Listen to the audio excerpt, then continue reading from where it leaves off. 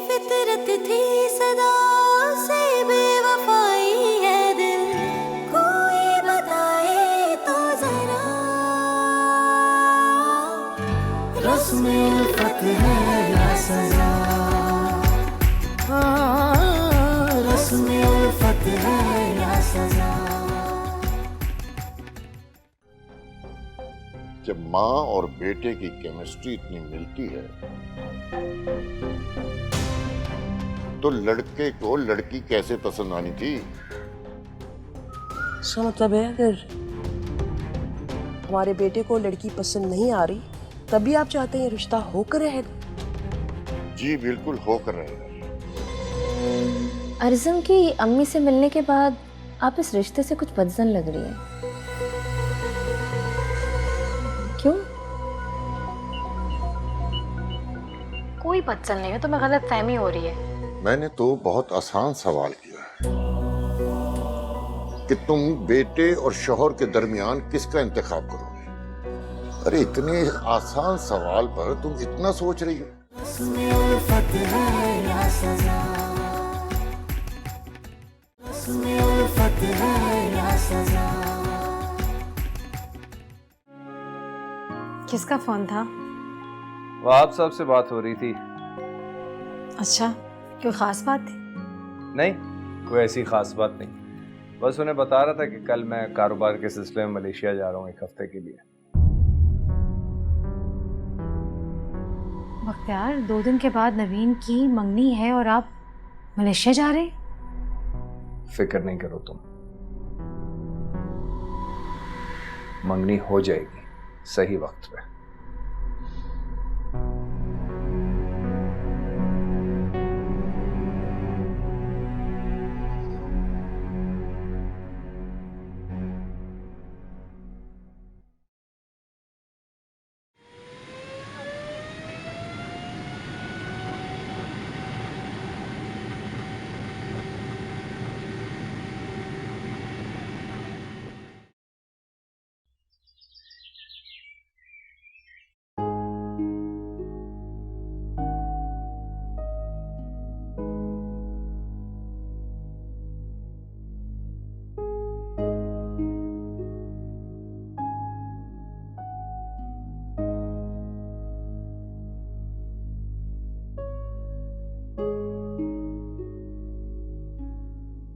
नवीन, क्या बात है? ये तुम्हारा मुंह क्यों फूला हुआ है?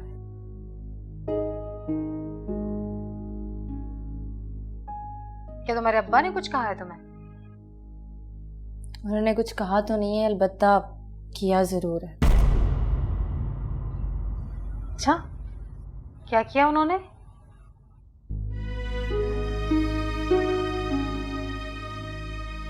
आपको हर चीज मेरे मुंह से ही सुननी है, आप कुछ नहीं जानती। ओहो, तुम बताओगी तो पता चल जाएगा।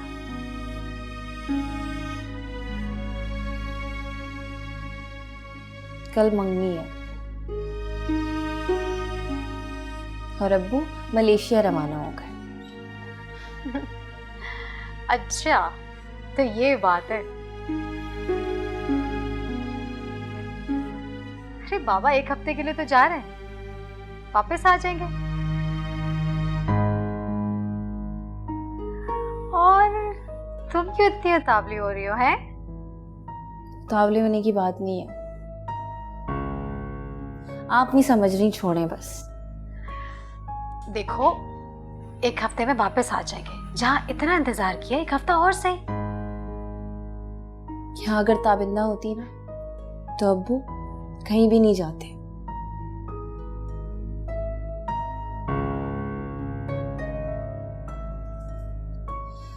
कितनी एक्साइटेड थी मैं इस इवेंट के लिए, और अब देखें। पागल।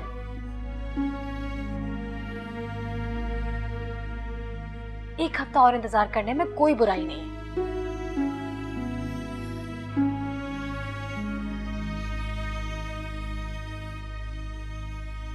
पता नहीं अम्मी,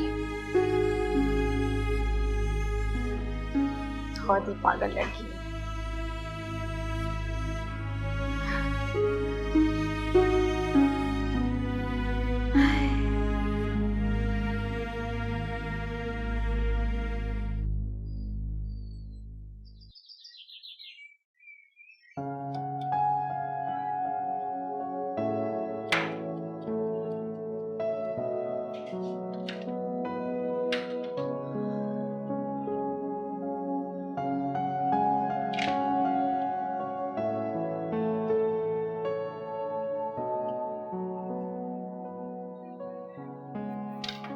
आज किधर गई?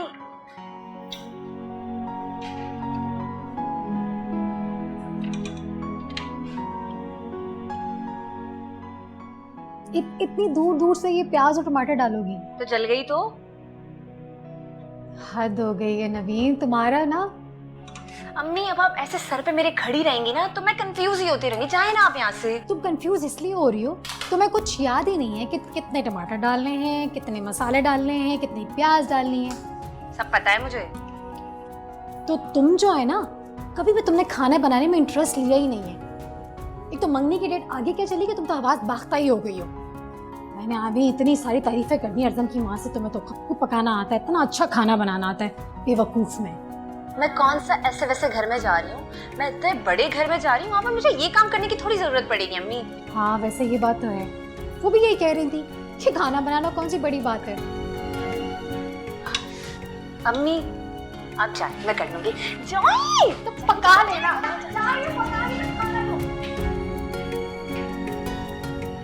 छुरी कहाँ है?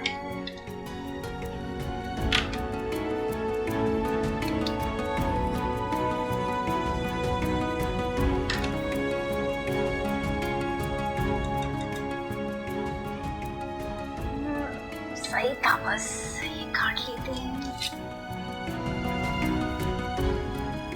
बना लूंगी, ऐसी अम्मी टेंशन देती रहती है।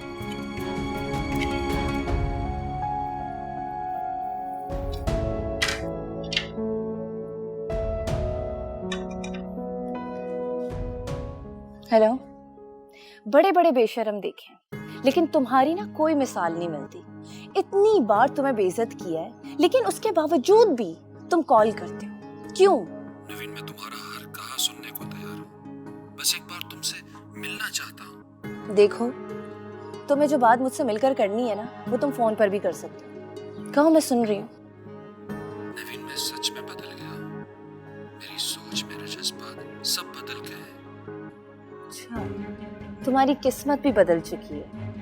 तुम्हें ये चीज एक्सेप्ट करनी होगी कि मैं तुम्हारी अब किस्मत में नहीं हूँ। मेरी बहुत जल्द शादी होने वाली है। झूठ बोलती हो तुम, ना ही तुम्हारी मंगनी हो चुकी है और ना ही तुम्हारी शादी होने वाली है। तुम आज भी मेरी हो।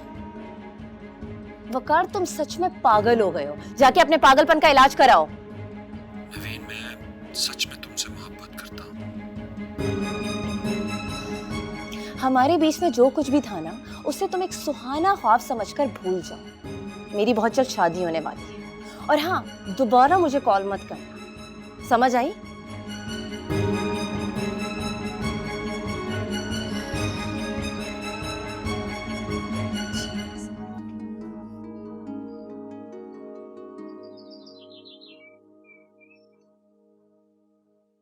अरे मैं तो तुम्हें बताना ही भूल गई, मेरे पास एक खुशखबरी है तुम्हारे लिए।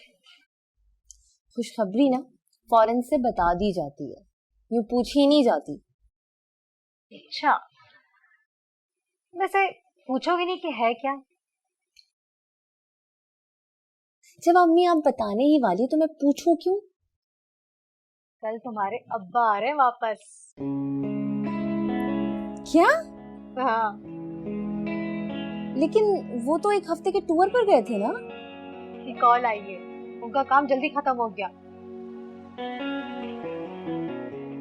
उन्होंने वहाब साहब से बात कर ली और परसों तुम्हारी मंगनी है। अम्मी, लेकिन ये सब इतनी जल्दी कैसे होगा? मैंने तो अभी तक किसी अपनी सहेली को कॉल तक नहीं की दावत के लिए।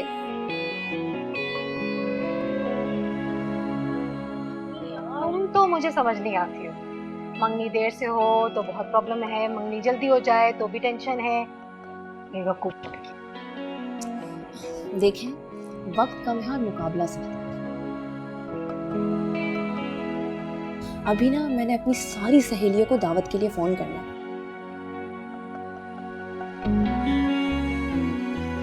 मैं ना अभी से ही सबको इनवाइट करती हूँ, ठीक है?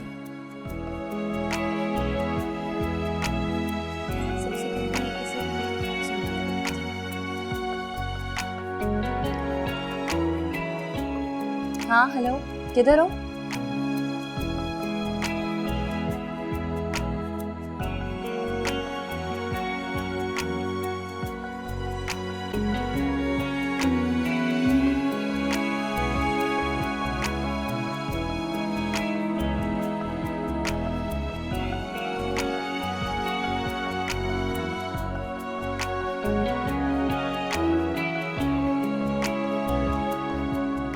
परसों मेरी मंगनी है, तो आपने आना है, ठीक है ना?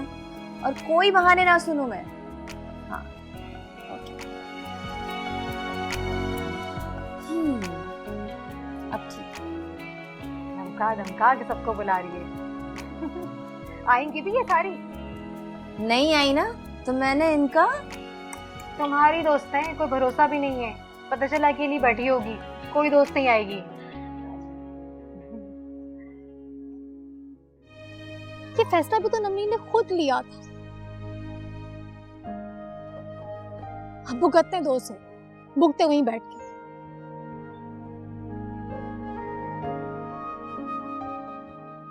यही फैसला तुम भी लेने लगी थी।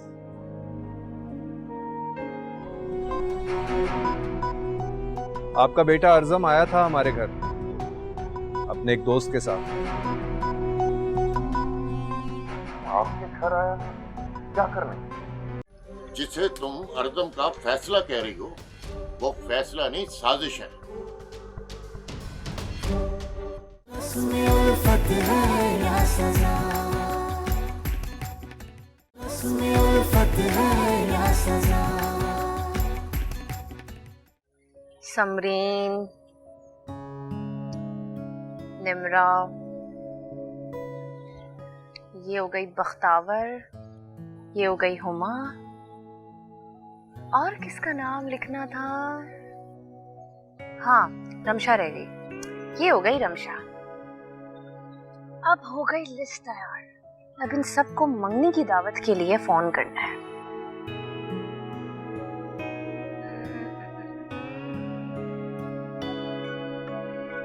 तो किसी का नाम नहीं रहता ना, सबका हो गया ना।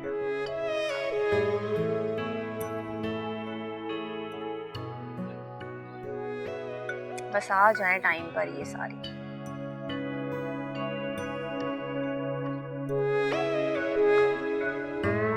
कोई नहीं है ऐसे जिसको बुलाना हो। कि तुम्हारे काम अभी तक खत्म नहीं हुए? कहाँ अम्मी, अभी तो खाली लिस्ट तैयार हुई है। अब इन सबको बारी बारी मुझे फोन करना है दावत देने के लिए। नवीन,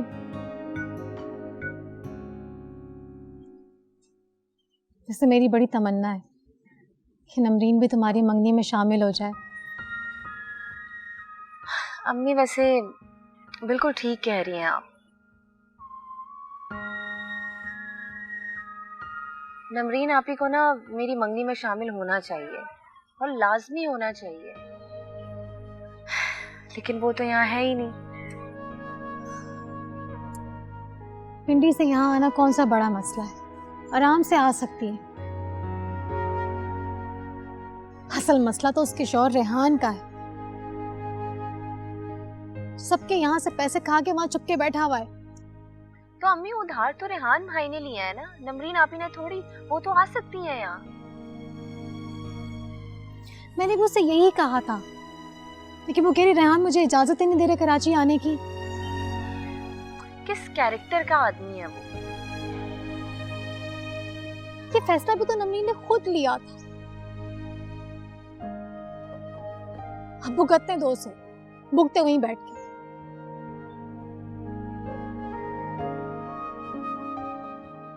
यही फैसला तुम भी लेने लगी थी। शुक्र अदा करो कि तुम्हें हमारी बात समझ आ गई। देखो तुम्हारा कितना अच्छा रिश्ता होने लगा है।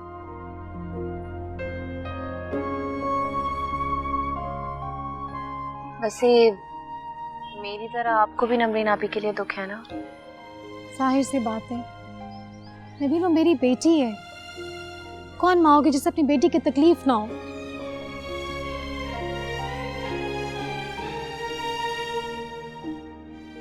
सब ठीक हो जाएगा, फिक्र ना करें।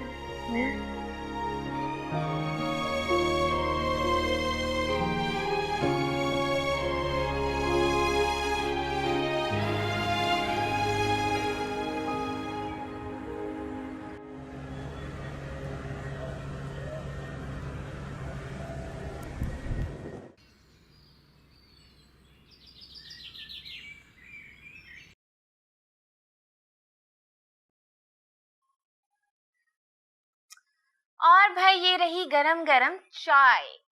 वाह वाह वाह, आज तो हमारी किस्मत बहुत अच्छी है भाई, नवीन के हाथ की चाय पियेंगे। सही बात है। थैंक यू बेटा।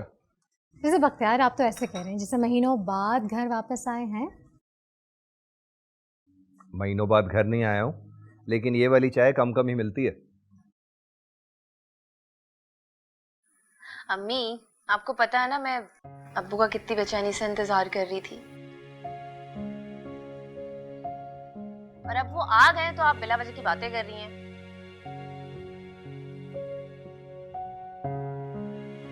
देखा देखा मेरी बेटी मुझे कितना मिस करती है।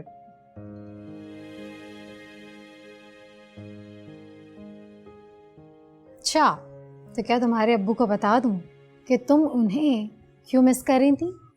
अब अम्मी क्या हो गया है? मुझे पता है आप क्या बताना चाह रही हैं।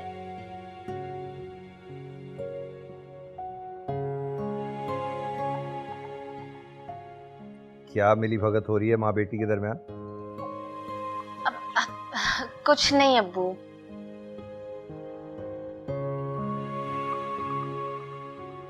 बता दूं या नहीं? आप राज की बात को राज नहीं रख सकती ना।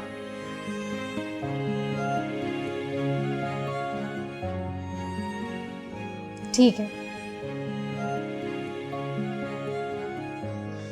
अच्छा अब्बू, ये बताएं चाय कैसी बनी है? चाय तो बहुत अच्छी है, लेकिन तवज्जो मेरी कहीं और चली गई है अब।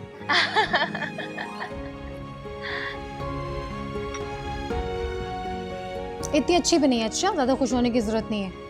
चाय पिए, ज्यादा बातें ना करें, चाय पिए।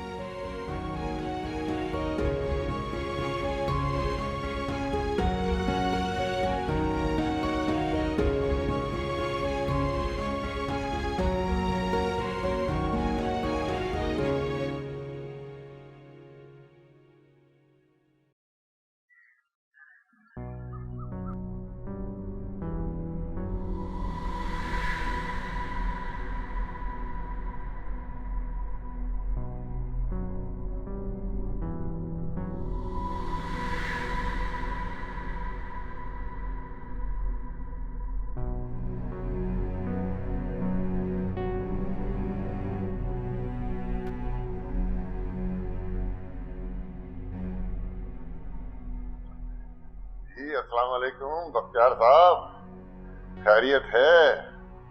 मुझे लगता है कि मंगनी की तकरीर के बारे में कोई बात रह गई है, दोबारा कॉल की है। वहाब साहब, दरअसल बात मंगनी से कुछ आगे बढ़ गई है, मगर मुझे लगता है कि आपको इस मुतालिक कुछ पता नहीं।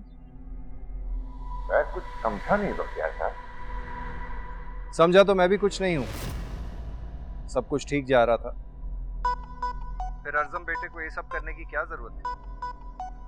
उसने जो किया है वो नाकाबिल फहम। अरे खुलकर बताएं, अर्जम ने क्या किया है? आपका बेटा अर्जम आया था हमारे घर अपने एक दोस्त के साथ। आपके घर आया था? क्या करने? वो नवीन से अपना रिश्ता तोड़ने और अपने दोस्त के साथ नवीन का रिश्ता जोड़ने के लिए आया।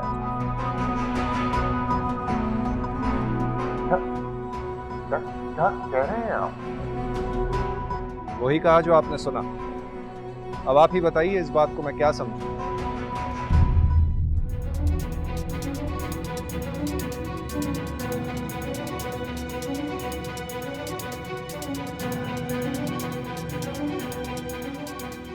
आप अपनी नज़र से फैसला कीजिए और मुझे आगाह कर दीजिएगा, फिर मैं देखता हूं कि मुझे क्या करना है।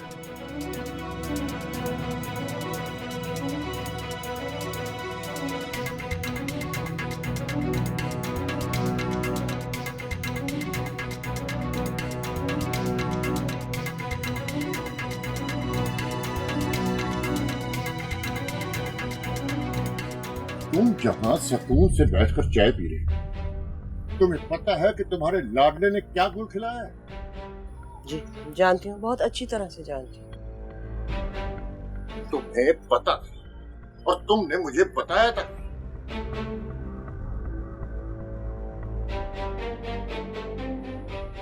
माँ बेटा साजिश करके खामोशी से यहाँ बैठ गए कि मुझे पता नहीं लगेगा। अरे मुझे बख्तियार ने कॉल करके सब कुछ बता दिया है।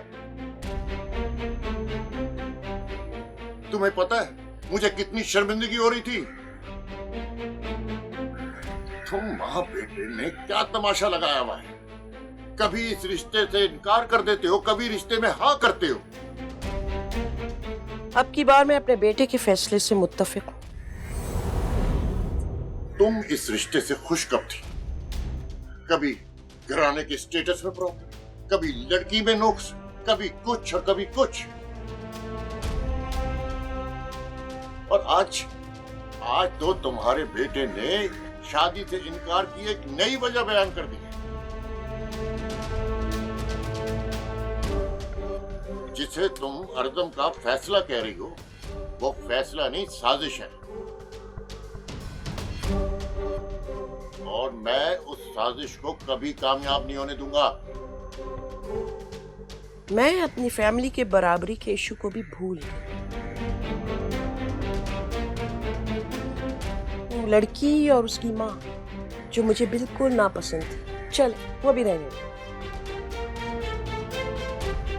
जिस लड़की को आप इस घर की बहू बना के लाना चाहते हैं ना, वो इंतहाई लालची और खुदगर्ज लड़की है। क्यों नहीं मान रहे आप मेरी बात?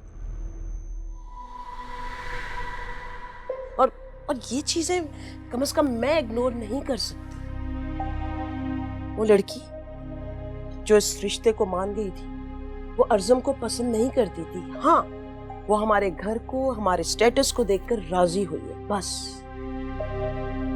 और अगर वो खुददार लड़की होती तो अपनी जिंदगी से वकार को निकाल ना देती।